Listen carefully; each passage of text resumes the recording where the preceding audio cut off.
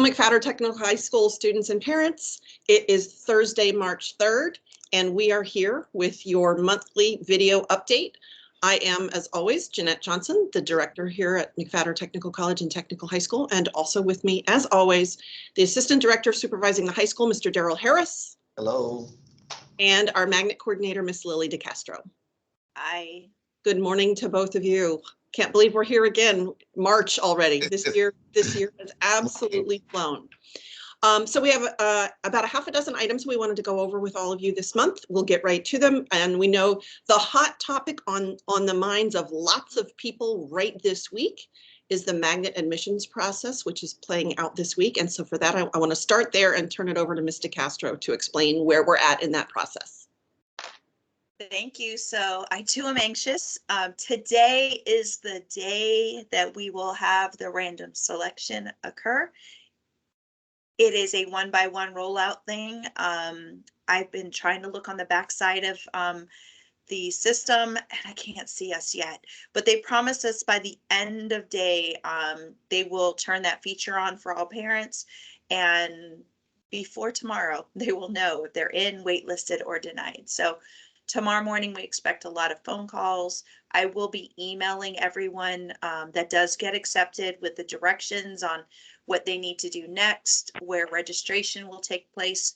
We will be doing that in person on our campus this year, so we're excited to have that opportunity again. And so today, before midnight, random selection will happen. So that's the best I have. I just don't know otherwise. So we do want families to know, as we've said all along, there would be a lottery or a random selection, as they like to call it. I remember you telling me, but I can't remember now how many applications we wound up with. 637. Okay. Now, not all of those were qualified, if I remember correctly, but that number is up there. You know, we historically have between 500 and 600-ish applications, if I'm not mistaken. So it's not an unexpected number for us, but it does mean the lottery random selection kicks in. You mentioned that once the district does the random selection and then turns the feature on at their website so that parents can see, that you would be following up with an email to our families who do get selected about what to do next to register. When are you planning on sending that email? Tomorrow. Okay. My goal is as fast as I can work through the list. It's a brand new system for Broward schools. The one choice system became Scribs Choice. So they go onto their family dashboard to find their change of status, which is at browardschools.com/school choice. And when they go in there, their number one thing to do if they are offered a seat is to claim that seat by March 11th. If they miss that date, that seat is being taken back and someone else from that wait list, wait pool, because it's not a list, they're not in an order, will have an opportunity when the next random selection happens. And they claim their seat by completing the registration process that will be outlined in the email that you send. Correct. Well, right. They actually go into the site and click claim. But then they also have to do the registration within that window as well. If they need a little time, just because of COVID, you never know if someone's not feeling well. So I'm just trying to emphasize it for our families, because once they see, for those that got selected, for those that see that they were selected, it's going to be super, super important that they read that email from you and follow up with that timeline. And if they see that they've been selected and they haven't received an email from you, to reach out to you right away.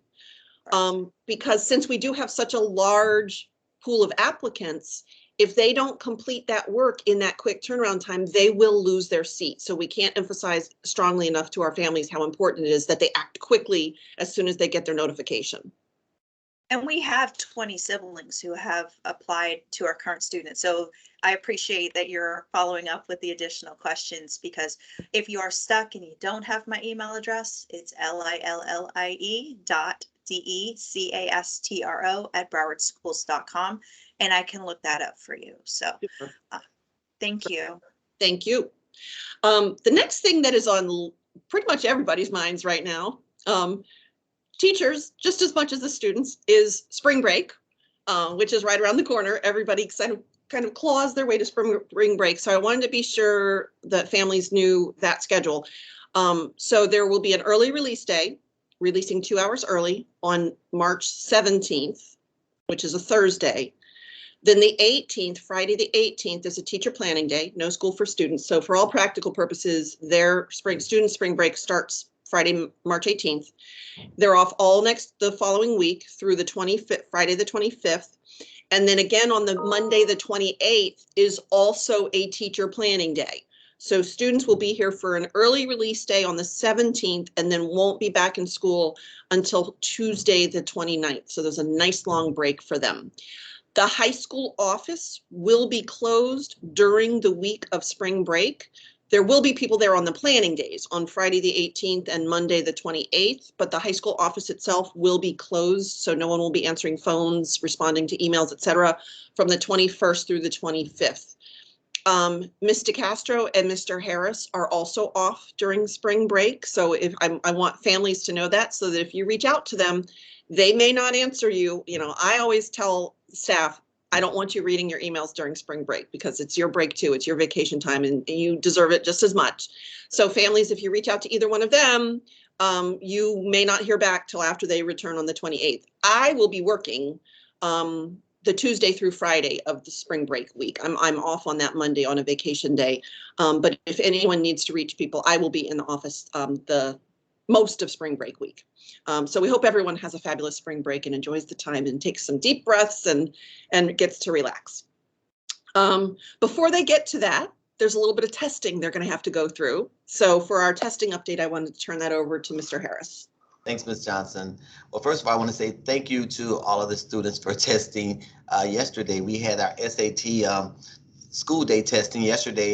This was for the 11th graders. So first of all, thanks to all of the students for coming out, showing up, and for the parents and making sure that they got here. So it seemed like everything went really well with the students for testing. So appreciate that. But there is some testing, as Ms. Johnson mentioned, that will be coming up over the next, in addition to midterm exams, but some that will happen early in April. So we're mentioning that now because it will take place before our next recording.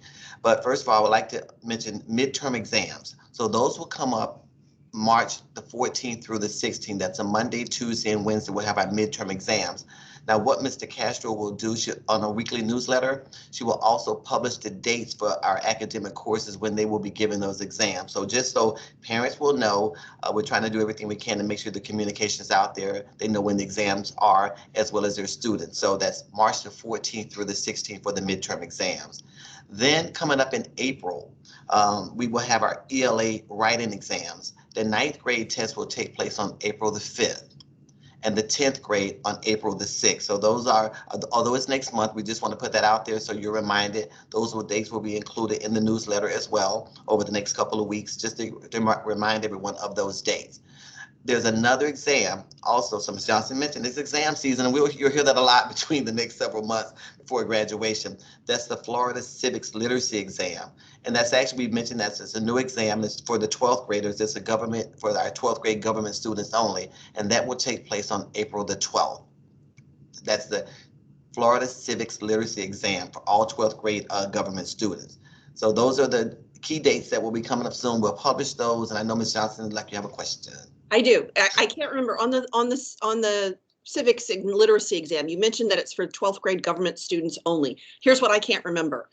The students who had government first semester, have they already taken it? And so it was given twice. So, okay, so those 12th graders are done with it. A very good question. And yes, the first semester students did take it, and we're offering now for the second semester current students to have government. Great. Thank you so much. This is the time of year as well where the district releases its Customer Satisfaction Survey, which is a very important survey that's given to all of our students, our parents, and our staff members to get your feedback on how we're doing as a district and individually as a school. So our students will be taking the survey in school over the next 6 to 8 weeks.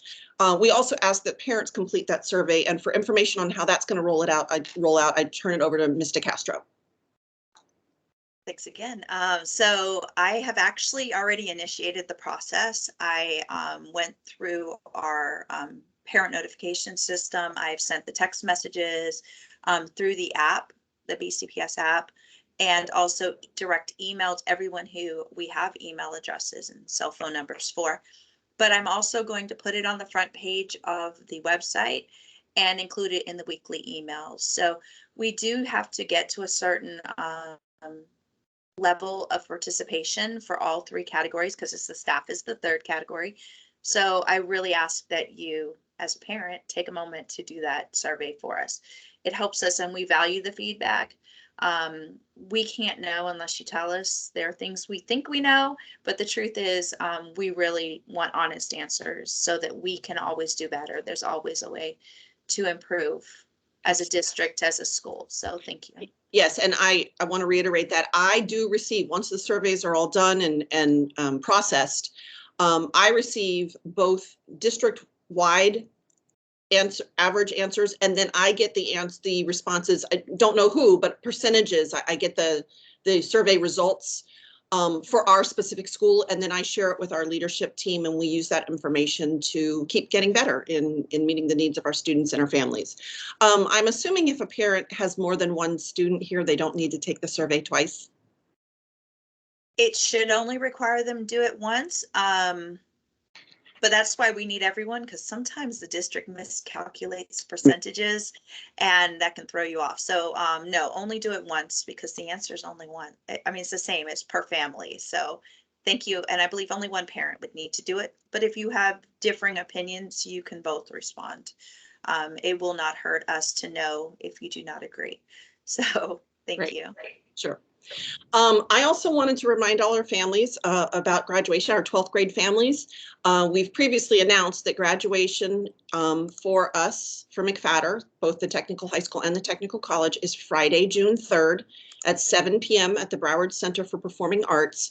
We're thrilled. It's a lovely venue. We were in there for graduation several years before COVID hit. So we're thrilled to be back in that absolutely beautiful venue. Many of our seniors had already ordered caps and gowns in the fall, and then the cap and gown ordering process was halted as the district had to go through a new vendor selection process. And each school had a committee of primarily students and parents. It was the majority was parents and students, along with some staff, where we received presentations from the 2 approved district vendors. Our process was completed, I think it was 2 weeks ago, and Herff Jones was selected to continue to be our vendor for this year. So we have restarted the cap and gown ordering process for those students who hadn't ordered already back in the fall. I know that information has gone out through our student services department, I believe, but if any parents of seniors have questions about the cap and gown ordering process, you can reach out to us now that it has been restarted. And Ms. DeCastro, who are they reaching out to? Is it Ms. Fussell? Yes, Ms. Fussell is a senior counselor and will know the answer to that. That's what I thought. Thank you so much. The last item that we wanted to share is while it is spring break season and testing season, it's also exciting competition season for many of our students. And we've had some real great news recently for a number of our groups. And in particular, the most recent news to come our way is for our BPA, Business Professionals of America students who came back from state competition recently. And to share that fabulous news, I turn it over to Mr. Harris. All right, thank you again, Ms. Johnson. So yes, fabulous news, but one of the best parts of it, in addition to the students doing so well from a competition standpoint, they represented McFatter extremely well. I've been on so many field trips with competition over the last 18 years, but I must say this was the best group of students that I have ever traveled with. And I honestly do mean that in so many ways, the way they carried themselves, the way they prepared for competition, the way they performed and just represented themselves and their families. So it was a great experience for me attending the competition. But we were in Orlando and we took a total of 31 students to competition, and they competed in probably over 35 different categories, everything from medical assisting to business law to personnel management to finance to accounting. There were so many different categories that the students competed in, programming, so many different areas. Our students, as I mentioned, I took 31 students that went on the trip. 24 of them qualified for nationals. And that's amazing that 24 students qualified. So they will be going, many of them will be going to nationals, which will take place May the 4th through the 8th in Dallas, Texas. Great experience for the students. And in addition to them performing extremely well, McFatter was named Florida Chapter of the Year for the second year in a row. So they're holding on to their trophy of excellence that they're doing here. So it was a great experience, and I just think our students, with the support of our principal, Ms. Johnson, the advisors, Ms. Sundar, Ms. Amare, Mr. McLaughlin, Mr. Musser, who helped prepare the students. It took a team, but our students performed extremely well. So I'm excited, I'm proud, and actually I'm excited about possibly going to Dallas. Yeah, we are so proud of them. I spoke to Mr. McLaughlin after who is the lead business teacher, and the primary sponsor spoke to him, and he was, of course, glowing with pride. And he was especially proud, I will share, to mention how much more frequently McFatter's name was called than some of the schools, the local schools with whom we have, shall we say, a little friendly competition. And he was very proud at how McFatter students and McFatter name just kept getting called over and over and over again. So we're excited that the students had that experience, and thrilled that so many of them saw that kind of success and will now get to go on to compete at the national level. Absolutely fabulous all the way around. Thank you, Ms. Johnson. And I think that's all we had for this month. Is that correct? Nothing. I haven't missed anything, right? Okay. So with that said, we wish to everyone again, when we get to spring break, have a wonderful, wonderful spring break. We will see you back here with the next video on Thursday, April 7th. Until then, everyone have a great month. Mr.